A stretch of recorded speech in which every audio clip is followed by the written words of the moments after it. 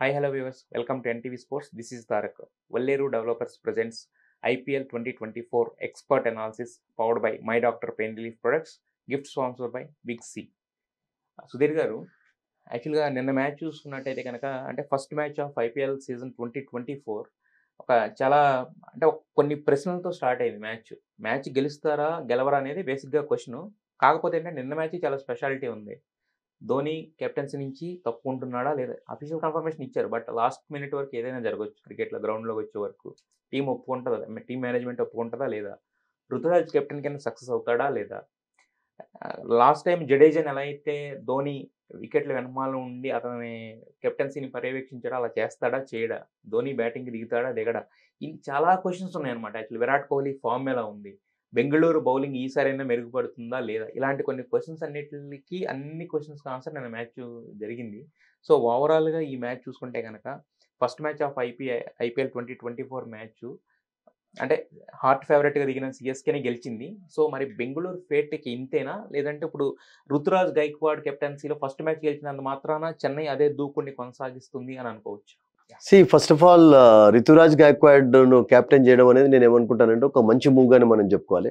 And ఈ had success also. First match లోనే victory సాధించడం అనేది ఎవరికైనా కానీ చాలా కాన్ఫిడెన్స్ ఇస్తుంది. యంగ్స్టర్, ఫ్యూచర్ ఉన్నటువంటి ప్లేయర్, దట్టు ధోని అండర్ ఉన్నాడు అంటే చాలా నేర్చుకోవచ్చు అసలు.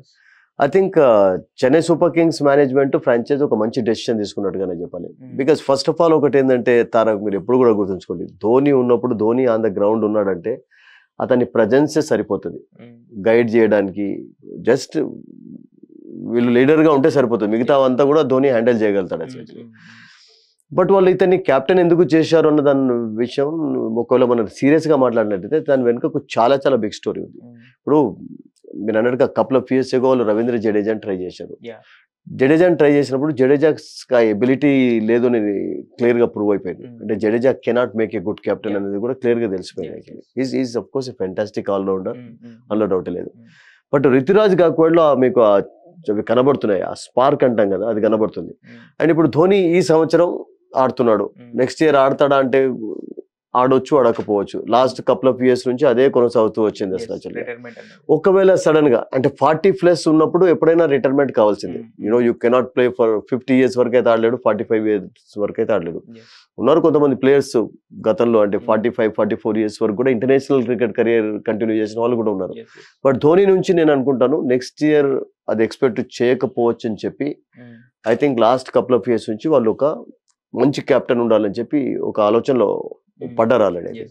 సో ఎప్పుడైతే జడేజా అంత సక్సెస్ సాధించలేదు, I think they thought this can be better choice అని. ఇప్పుడు మీరు ఫారినర్స్ కెప్టెన్ చేస్తే ఏమవుతుందంటే ఒక్కొక్కసారి రైట్ త్రూ ద సిరీస్ ఆడే ఛాన్స్ ఉండకపోవచ్చు. ఇప్పుడు న్యూజిలాండ్ వాళ్ళు చాలా మంది ఉన్నారు. మిచెల్ ఉన్నాడు, Mitchell can be a good captain, చాలా చక్కగా ఆడాడు. రవీంద్ర రచిన్ అంటే కొత్తవాడు, ఇప్పుడే వచ్చాడు. కాన్వే ఈ సంవత్సరం స్టార్టింగ్ లో లేడు వాళ్ళకు. ఒకవేళ వాళ్ళని కెప్టెన్సీ చేసినట్లయితే, కెప్టెన్ గా ఉంచినట్లయితే, ఏదైనా సడన్ గా వాళ్ళకి ఏదైనా ఫారిన్ టూర్ ఉన్నట్లయితే వెళ్ళిపోయే ఛాన్స్ కూడా ఉంటుంది రైట్ అసలు. సో అందుకని ఒక ఇండియన్ ఎప్పుడు కూడా ఒక కెప్టెన్ గా ఉండడం అనేది I think it's always a plus point. And that Ruturaj Gaikwad youngster కనుక ఐ థింక్ మేబీ ధోని చాయిసే అతడు డెఫినెట్లీ. అతనికి ఈ టోర్నమెంట్ కంటే ముందు కూడా స్టార్ట్ కాకముందు అంటే మొన్న సడన్ గా డిక్లేర్ చేసింది ఒక క్వశ్చన్ మార్క్ అయితే, but he said that he knew before week. Actually 1 week ముందు కూడా అతనికి కొన్ని హింట్స్ వచ్చాయట అతన్ని చేసే ఛాన్స్ ఉందని చెప్పి, is ready for the job అని చెప్పి. సో ఐ థింక్ ఈ delivered the goods well actually. I think that ఒక మంచి టీంని ఓడించిన కాన్ఫిడెన్స్ డెఫినెట్ గా ఉంటుంది. అండ్ ధోని ఉన్నంత వరకు ఇప్పుడు ఈ సీజన్ అయితే కంపల్సరీ ఉంటాడు కనుక ఐ థింక్ ఈ can learn a lot from him also actually. అంటే నెక్స్ట్ ఇయర్ వరకు రెడీ కావడానికి next couple, because A franchise అయినా కానీ ఫ్యూచర్ దృష్టిలో ఉంచుకొని చేస్తారు కనుక ఐ థింక్ ఒక మంచి మూవ్ గానే మనం భావించాలి. అయితే మనకి బెంగళూరు ఎప్పుడు చూసుకున్నా కూడా ఏంటంటే వాళ్ళు 200-220+ స్కోర్ ఉన్నా కూడా ఏంటంటే వాళ్ళు ఓడిపోయిన సందర్భాలు చాలా ఉన్నాయి. వాళ్ళ మెయిన్ బలహీనత అంటే ఒక పక్కన కోహ్లీ, డూప్లెసిస్ వీళ్ళందరూ ఉండి ఎలా అయితే డికాక్ వీళ్ళందరూ కూడా అంటే ఒక నాక్స్ అంటే అన్ఇమాజినబుల్ నాక్స్ ఇచ్చినా కూడా ఒక చాలా గుడ్ టోటల్ అనేది ప్రొజెక్ట్ చేసినా కూడా దాన్ని డిఫెండ్ చేసుకోవడం ఎప్పుడు ఫెయిల్ అవుతూ వస్తున్నారు. Main bowling ఎఫెక్టే. సో ఈసారి అన్న వాళ్ళ రాత మారుద్దా అంటే, బట్ సిరాజ్ చూసుకున్నా కానీ అంటే వాళ్ళు ఎవరైతే మెయిన్ బౌలర్స్ ఉపయోగపడతారు అనుకున్నారో వాళ్ళే బాగా అంటే ప్లస్ వాళ్ళు యష్ దయాల్ని కూడా తీసుకున్నారు.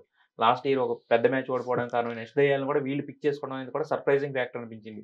అంటే ఇవన్నీ వాళ్ళు వేలంలోనే ఏంటి ఇలాంటి జట్టు కూర్పు వేరేగా ఉందని అనుకుంటే బట్ గ్రౌండ్‌లో కూడా అదే నిన్న కనిపించింది యాక్చువల్‌గా.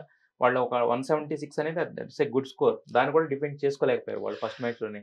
సో మరి ఇక సీఎస్‌కే లాంటి జట్లు చాలా ఉన్నాయి. ఇంకా ఈ సీరీస్‌లో 10 చూసుకుంటే కనుక మిగతా ఫ్రాంచైజీల్లో. మరి అలాంటి జట్లని ఎలా ధీటుగా ఎదుర్కొంటారు? వాళ్ళ బౌలింగ్ అటాక్ అంటే సరిగ్గా ఉండాలంటే ఏం చేస్తే కుదురుద్దంటారు కూర్పు? First of all absolute that's a very good point మీరు రేజ్ చేసింది. ఎందుకంటే వాళ్ళను మెయిన్ సఫర్ చేసేది బౌలింగ్. బట్ ఈ సంవత్సరం నేను ఏమనుకుంటానంటే జోసెఫ్ రావడంతో ఐ థింక్ కొంచెం పేస్ డిపార్ట్మెంట్ స్ట్రెంథెన్ అయింది. అండ్ దట్టు ఇప్పుడు కొత్త రూల్స్ పేసర్స్ కి ఎక్కువగా అనుకూలంగా ఉన్నాయి కనుక ఫస్ట్ మ్యాచ్ తోటే మనం ఆ కంక్లూజన్ కు రాలేం. బికాస్ చెన్నై వికెట్ మనకు తెలుసు ఆడే కొద్ది చాలా బెల్టర్ లాగా మారుతూ ఉంటుంది. And batting became bit easier there also actually. ఆ తర్వాత కండిషన్స్ టోటల్ గా మారిపోయినాయి. బట్ హోమ్ మ్యాచెస్ ఆడుతున్నప్పుడు చూడాలి ఎలా ఉంటుందో అసలు యాక్చువల్గా. But I think green and Joseph వాళ్ళు ఉండడం అనేది నేను అనుకుంటాను ప్లస్ పాయింట్ అయింది. మ్యాక్స్వెల్ నుంచి మీరు మ్యాక్స్వెల్ కున్న ప్రాబ్లం ఏంటంటే అంటే లాస్ట్ కపుల్ ఆఫ్ ఇయర్స్ లో కన్సిస్టెన్సీ ఉంది కానీ బట్ లాస్ట్ టైం కూడా అతను సీజన్ స్టార్ట్ చేసింది ఒక 0 తోటే స్టార్ట్ చేశాడు. బట్ ఈ batted well later part of the tournament actually. So వాళ్ళకు కొన్ని ప్రాబ్లమ్స్ ఉన్నాయి. నిన్న విరాట్ కోహ్లీ నుండి కూడా మనం అది ఎక్స్పెక్ట్ చేయని సిచ్యువేషన్ కనబడింది. అంటే ఎప్పుడైతే వాళ్ళు 41 ఫర్ నో లాస్ నుండి 42 ఫర్ 3 అయిపోయినారో విరాట్ కోహ్లీ కొంచెం సబ్డ్యూట్ అయిపోయినాడు. ఇప్పుడు 11th ఓవర్ వరకు ఉండి 20 బాల్స్ ఫేస్ చేశాడంటే స్ట్రైక్ రొటేషన్ కూడా సరిగా జరగలేదు. ఈవెన్ బ్యాటింగ్ లో కూడా వాళ్ళకు ఐ థింక్ మేబీ ఒక 10-15 రన్స్ ఎక్స్ట్రా వచ్చాయి. చివరికి రాబర్ట్ అండ్ దినేష్ కార్తిక్ ఆడారు కనుక కనీసం ఒక రెస్పెక్టబుల్ టోటల్ అయితే చేయలేదు. అదర్వైజ్ 77 ఫర్ 5 ఉన్నప్పుడు నోబడీ ఎక్స్పెక్టెడ్ 125, 130 కూడా ఎక్స్పెక్ట్ చేయలేదు. That happens in T20 also. But వాళ్ళకు బ్యాటింగ్ లో కూడా కొన్ని సమస్యలు ఉన్నాయండి. బ్యాటింగ్ లో కూడా ఇప్పుడు డూప్లిసీ ఏంటంటే du Plessis is a terrific player, leading ability కూడా ఉంది. బట్ అతనికి మీరు సపోర్ట్ ఇవ్వడానికి ఒక బౌలింగ్ యూనిట్ కూడా కావాలి. అండ్ మొహమ్మద్ సిరాజ్ తో ఉన్నటువంటి ప్రాబ్లం ఏంటంటే when the wicket is good, when the wicket is helping actually he totally becomes a different bowler actually. మనం అతని స్పెల్స్ చూసాం కూడా హెల్ప్ఫుల్ కండిషన్స్ లో how he bowled in Sri Lanka Asia cup లో. ఆ తర్వాత ఒక టెస్ట్ మ్యాచ్ లో కూడా సడన్ గా హెల్ప్ఫుల్ మూమెంట్స్ ఈ becomes totally a different bowler actually. But T20 లాంటి మ్యాచెస్ లో ఐ థింక్ సిరాజ్ నుండి నేను అనుకుంటాను every time you cannot expect miracles because అతని T20 IPL హిస్టరీ అంత చెప్పుకోదగ్గగా లేదు. స్టార్టింగ్ లో చాలా వేవర్డ్ గా ఉండి బౌలింగ్ రన్స్ కూడా ఎక్కువ ఇచ్చాడు. ఇప్పుడు ఎక్స్పీరియన్స్ ఉన్నా కానీ రన్స్ ఎక్కువగా ఇవ్వడు. ఇప్పుడు ముఖ్యం ఏంటంటే బౌలర్ వికెట్ తీసుకోకున్నా కానీ కీలకమైన సమయాలలో రన్స్ ఇవ్వకుండా ఉంటే చాలా చాలా important. So let's hope that they will make a come back actually. ఎందుకంటే ఒక మ్యాచ్ తోటి మనం అఫ్ కోర్స్ వాళ్ళ బౌలింగ్ ఇప్పుడున్నటువంటి యూనిట్ ను టోటల్ గా బ్లేమ్ అయితే చేయకూడదు. బికాస్ జోసెఫ్ రావడం అనేది నేను అనుకుంటాను that's definitely A plus point for them. We will definitely add colours to the bowling actually. వాళ్ళు పాపం ఎప్పటి నుంచి చెప్తూ వస్తారు ఈసారి కప్ నమ్దే అని చెప్పి. సో ఈసారి వాళ్ళు లేడీస్ ఎవరైతే ఉన్నారో ఆర్సీబీ ఉమెన్ ప్రీమియర్ లీగ్ గెలుచుకున్నారు. ఈసారి మెన్ కూడా వాళ్ళది ఒక అంటే మనం ఏంటంటే ఐపీఎల్ లో ఏది కూడా ఫస్ట్ మ్యాచ్ తో డిసైడ్ చేయలేము. అండ్ అది కాకుండా వాళ్ళు చేంజ్ కూడా చేసుకున్నారు. బెంగళూరు నుండి బెంగళూరు కూడా చేసుకున్నారు. ఒక్కొక్కసారి చేంజ్ ఆఫ్ నేమ్ కూడా దోహదపడవచ్చు. అండ్ ఈ 2 బౌన్సర్ రూల్ కూడా నేను అనుకుంటాను కొంచెం వెయిట్ చేయాలి. ఎందుకంటే ఇప్పుడు వాళ్ళు ఇంకా దాంట్లోనే ఉన్నారు. 2 బౌన్సర్స్ వేయవచ్చా లేదా అన్నటువంటి దాంట్లోనే ఉంటారు. ఇప్పుడు కొత్త swing bowling Siraj I think ఆ 2 బౌన్సర్స్ రూల్ అతనికి హెల్ప్ చేయ. బికాస్ ఈ అప్పుడప్పుడు చాలా రిథమ్ తోటి బౌలింగ్ చేసినప్పుడు బౌన్సర్స్ వేస్తుంటాడు. అండ్ జోసెఫ్ గ్రీన్ లాంటి బౌలర్లు వాళ్ళకు ఆ ఎబిలిటీ ఉంది. అంటే ఆ బౌన్సర్స్ ను ఉపయోగించుకోవడం అనేది చాలా చాలా ఇంపార్టెంట్ అండి. ఇప్పుడు green inclusion of the Bengaluru అనేది యాక్చువల్ గా అతని నుంచి ఎక్స్పెక్ట్ చేసిందంటే బ్యాటింగ్ అన్నా కూడా బౌలింగ్ ఎక్స్పెక్ట్ చేశారు. బట్ ఫస్ట్ మ్యాచ్ లో మీరు అన్న అల్జారీ జోసెఫ్ కావచ్చు, సిరాజ్ గాని అంటే ఎవరు కూడా ఒక రిథమిక్ స్పెల్ బౌల్ చేసిన ఇది కనపడలేదు. ఒక యష్ దయాల్ మాత్రమే కాస్త కూస్త రన్స్ ఇచ్చినా ఒక వికెట్ తీసుకోగలిగారు.